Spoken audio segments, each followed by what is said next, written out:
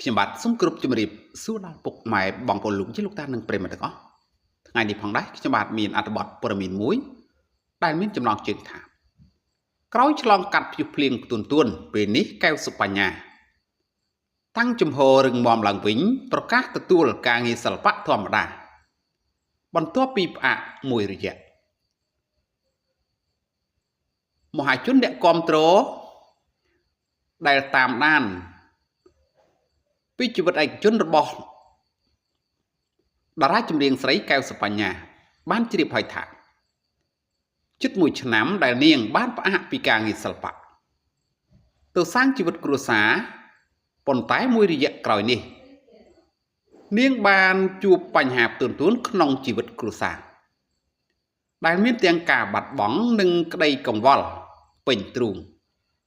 ធ្វើឲ្យប៉ះពាល់ផ្លូវចិត្តនាងជាខ្លាំងក្នុងនោះអ្វីដែលមហាជនចូលរួមសោកស្ដាយខ្លាំងកាលពីអំឡុងខែធ្នូឆ្នាំ2025កន្លងទៅតារាចម្រៀងស្រីរូបនេះបានជួបទុក្ខធំ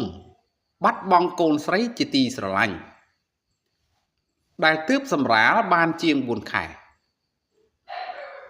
ដែលជាទុក្ខសោកដ៏ក្រៀមក្រំធ្វើឲ្យមហាជននិងអ្នកសិល្បៈបារម្ភជួយលើកទឹកចិត្តដល់រូបនាងផងដែរលើសពីនេះស្របពេលជួបការបាត់បង់ដ៏ធំធេងនេះកែវសុបញ្ញាតែងបង្ហោះលើ Facebook បង្ហាញពីអារម្មណ៍បាក់ទឹកចិត្តនិងភាពឯការស់នៅម្នាក់ឯងដែលធ្វើឲ្យមហាជន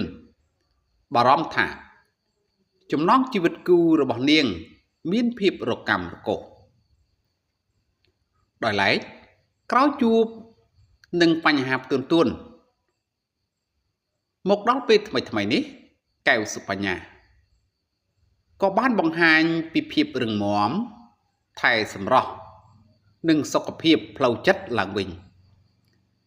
ថែមទាំងពេលនេះនាងបានប្រកាសទទួលការងារសិល្បៈវិញធម្មតាទៀតផងក្នុងនោះកែវសុបញ្ញាបានរៀបរាប់ថាចង់ប្រាប់ថាបញ្ញាទទួលការងារធម្មតាក្រោយពីផ្អាកនឹងមិនសូវផុសលើផេកកន្លងទៅបញ្ញាក៏មានសកម្មភាពតិចឡើងវិញបាទហើយអត្ថបទព័ត៌មាននៃខ្ញុំបាទជម្រាបជូនខាងលើនេះក៏មានតែប៉ុណ្ណឹងសូមអរគុណសូមជម្រាបលា